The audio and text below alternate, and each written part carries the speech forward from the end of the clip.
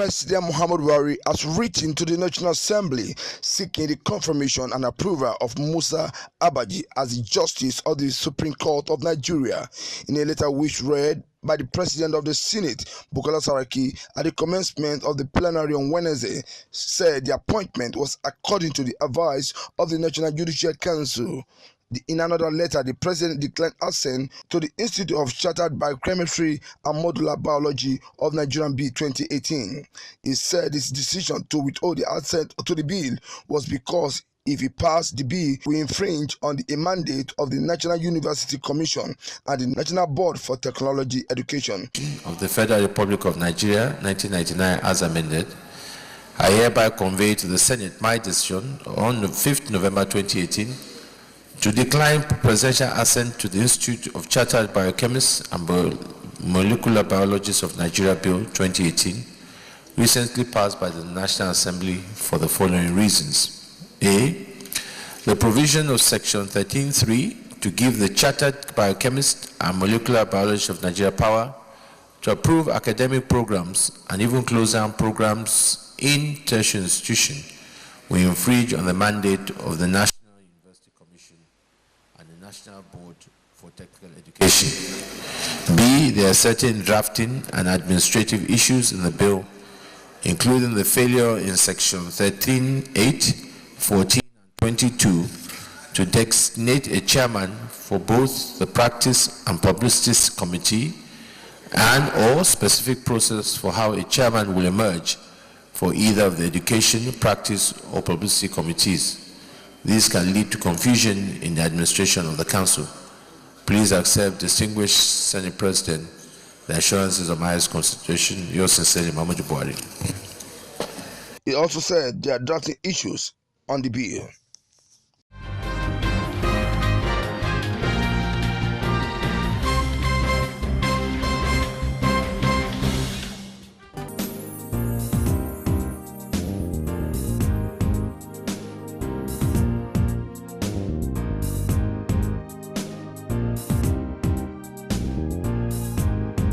The House of Representatives has blamed President Muhammadu Buhari for the delay in the laying of an appropriation bill for 2019 before the National Assembly. The lowest chamber of the National Assembly decried the delay by the President to assent to the Constitution Amendment Bill, which prescribes September deadline for presentation of the national budget to the legislature. Buhari presented the 2018 budget on November 7, 2017, but had yet to notify the National Assembly of the date to present the 2019 budget to the legislature. The President only recently presented the 2019 to 2021 medium-term expenditure framework and fiscal strategy paper to the National Assembly, which contained the economic assumption with which next year's budget will be prepared for consideration and passage.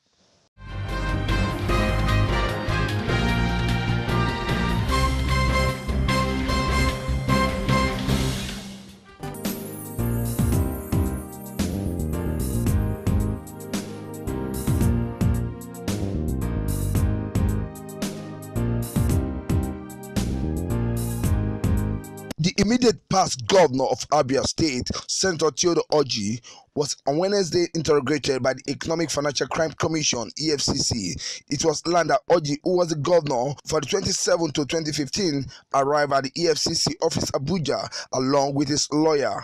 Orji, who represents Abia Central Senatorial District in the Senate, was invited over the allegation that he mismanaged about 27 billion naira. The invitation was sequel to a series of petitions against the former governor shortly after he left office in 2015. Among the allegations leveled against the lawmaker was that he diverted billions of naira disbursed to Abia State by the Central Bank of Nigeria for small and medium enterprise.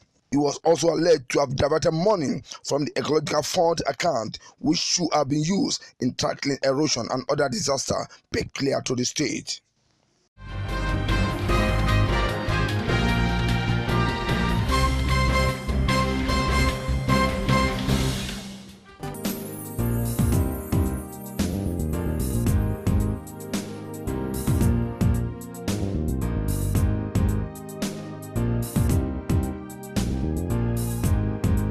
Abia State Governor Bazo has asked Nigerians to interrogate any candidate seeking for political office come 2019 general election. The governor, who made this known at a press conference in Abuja, said most candidates are not fit to occupy public offices as the country needs politicians that will address their needs and take the country to a greater level. It is the right of Nigerians to interrogate their candidates. Time is gone when political players will come to the podium and not promise anything. I mean, it will feel hard on my part to run for governor a second time because I'm under the umbrella. I should be able to tell my people what I said in 2015, own to the things I said in 2015, say sorry for the things I was unable to achieve, and expect accolades for the things that I did well, and then try to create a bridge between my vision beyond 2019 and what I did previously, to show that I've been thinking about Abia, about my people. It is not enough to just come and say I'm under the umbrella or I'm carrying a broom, therefore vote for me. No, or my father was this or that, therefore vote for me, or that I used to be this or that before. No. Now, tell us what you want to do and how you are going to do it. And we ask, the things you told us before, are they true? If somebody tells you, I see in Nigeria, people who run for political office start with giving wrong address. You go to that place, they wrote as the address is not the address. And yet, they want to say that they are qualified to run for public office. When asked on his thought on the issue of restructuring, especially on the centralization of power from the center and the state police, he said, I think that the kind of things we want out of the exclusive list are those things that can enable states to begin to. And again, you know, I'm a very strong advocate of state police, not because of what one can do. Some of us are interested in the restrictions we bring to power, and not the excesses power bring upon us. So, if you call me the chief security officer of my state and then I'm not in charge of any security at all, how do I now make things happen? Because a highly entrepreneurial state like Abia, where people come to do buying and selling and trading and all of that, and then I can't even control, you know, a few things around the security of my place, makes a nonsense of all my effort. So these are the kind of devolutions that we cry for, and I think that it is for good purpose. And my caution to Nigerians is that, yes, we may have some bad people, but let us not fall into the temptation of throwing away the baby and the bathwater all the time. The governor, while analyzing the policy document of the presidential candidate of the People's Democratic Party, PDP, especially on the issue of job creation, said Nigerian youth should be given opportunities to do what they want to do, especially on career choice. The Nigerian youth should be given the opportunity to choose for himself what he wants to do. Some youths begin at age 17 to do experiment on something, and it will not materialize until they are 40, and once it materializes, they become, you know, superstars. So, but when our future is capped by the fact that we don't even have the prospects of a good job, what it does is that people coming behind us would even go to school. Because you want me to study, that's why people are not studying the applied sciences. You want somebody to study physics. What about the uncle that studied physics yesterday? He doesn't have a job. He's using bicycle to teach science in one of the schools around. Therefore, I will study physics. Whatever you want me, if you like, reduce the cutoff point to 100, I will not study physics. You know, but if there's an opportunity for those who study physics today to become the people you see and people are admiring them, everybody will study physics. You will see physicians begin to emerge everywhere. So I'm saying that a land of opportunity is what we dream of. If Atiku Abubakar says, I will create 2 million jobs, what he's trying to say is, well,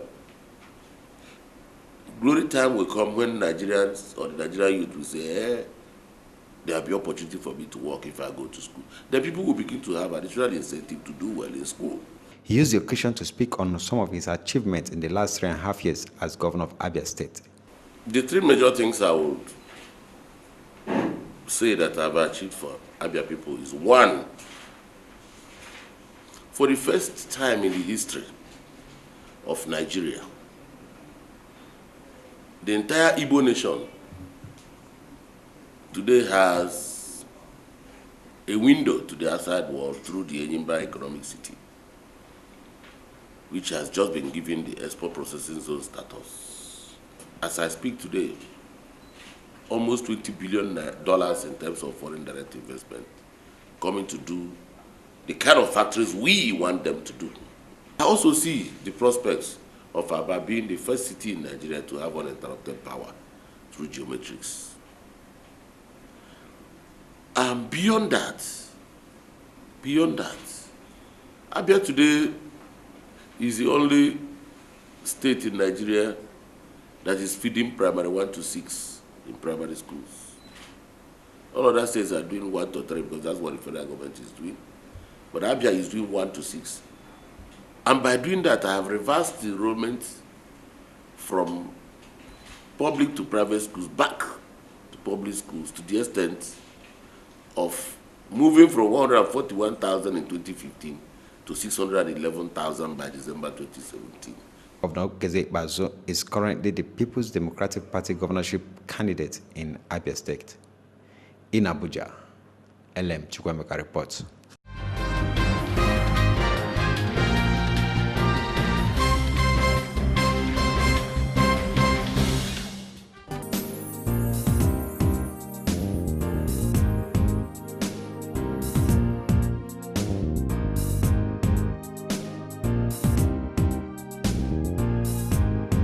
The Nigerian Senate has sent an invitation to the Minister of Transportation, Rotimi Amaechi, over the alleged abandonment of Eastern Railway Line. Upper Chamber during the Wednesday plenary said the minister should come forward with an explanation over the alleged move by the federal government to abandon work on the Port Harcourt to Maiduguri Eastern Railway project. The decision to invite Amaechi was reached after Deputy Senate President Ike Kremadu expressed concern over the manner in which the federal government is handling the project. We believe that we have sufficient opportunities in Nigeria, but these opportunities must be spread across. And that's the only way we can ensure the unity, peace, and progress of this country. So my simple prayer, sir, is that the Minister for Transport needs to appear before our committees on land transport and local and foreign loan to explain to us what plan we have for those of us who live at this part of Nigeria, the eastern axis of the railway. We are interested in railway development. We want to commend the federal government for showing interest in railway development in Nigeria, but it is important that that interest must be spread across all parts of Nigeria so that we all feel a sense of belonging. So I'll make this plea on behalf of myself and those of us who live in the eastern axis of Nigeria to ensure that the railway development is spread across all parts of Nigeria. I so move. Other lawmakers in their contribution said the federal government appeared to be dragging its feet on the Eastern Railway project after it secured the approval from the Parliament for the loan for the project. When you talk about business and how to do it, how to go about it, I think that part of this country is very special. Wherever they find themselves, you have business activities booming. If you talk about Lagos, the business activities that are going on in Lagos, if you talk about those who are making it to be thick and interesting, there are people from that part of this country. If you talk about Kano, if you talk about Kaduna, wherever, and you have decided to exclude that part, and everything about railway train, it will boom the economy, and so many things, so many business activities about it. And we are talking about diversifying the economy. Mr. President, this is one issue that all Nigerians are interested in. So, Mr. President, it is important for us to invite, and the federal government is doing well. As far as the railways are concerned, they are doing well, but no part of the country must be excluded, particularly that part of the country. It is in order that my committee, together with that of transport, be given the special mandate by this Parliament to bring before us the Minister of Transport and all relevant persons concerned with the railways to explain to the committee and by extension to all Nigerians why should there not be a firm action in terms of the rail line from Port Harcourt to Maiduguri. Port Harcourt-Maiduguri rail line has a lot of economic advantages, in the very sense that it is the longest rail line in the country on plan. And the withdrawal of the General Electric shall be a cause for concern. The understanding was that the GE will resuscitate the old colonial line from Port Harcourt to Maiduguri. And now there will be the construction of a new one from Port Harcourt to Maiduguri. But it is clear now that there is virtually no commitment. And I can understand that some of my colleagues in the committee appended their signature to the borrowing plan of Lagos-Ibadan on the basis and on the pledge that if that was done, that of Port Harcourt to Maiduguri will follow next. But for now, there is virtually no action and no plan. So I concur with this motion. Senate leader Amelawa in response, however, said the federal government has not abandoned the Eastern Railway line, noting that the contractor had added a project to the subsidiary. GE will have a subsidiary handling the Eastern Axis. But my concern, and that should be the concern of every Easterner, that is from Port Harcourt to Maiduguri, is that GE is designed to maintain the narrow gauge. It's only rehabilitation and not modernization. And I believe that what we require is to give us, those of us on the eastern side, whatever is given to everybody in the country. As the DSP has said, let there be justice and fairness in this. From National Assembly Complex, Abuja, Muyiwa Bamdele reporting.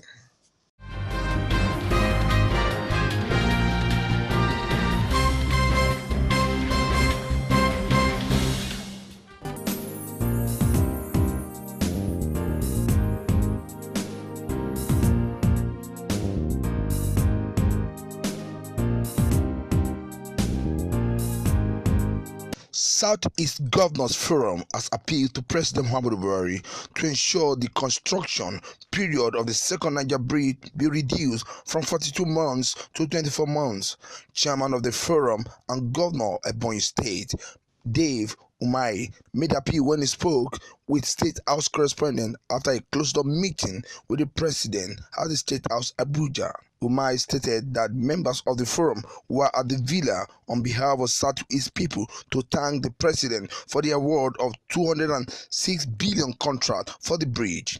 According to him, this is expected that we can sleep with our two eyes closed and be assured that the job will not be abandoned. The governor disclosed that the meeting also deliberated on the state of Enugu International Airport, saying that the president was urged to ensure the completion of the cargo section of the airport and extension of the runway.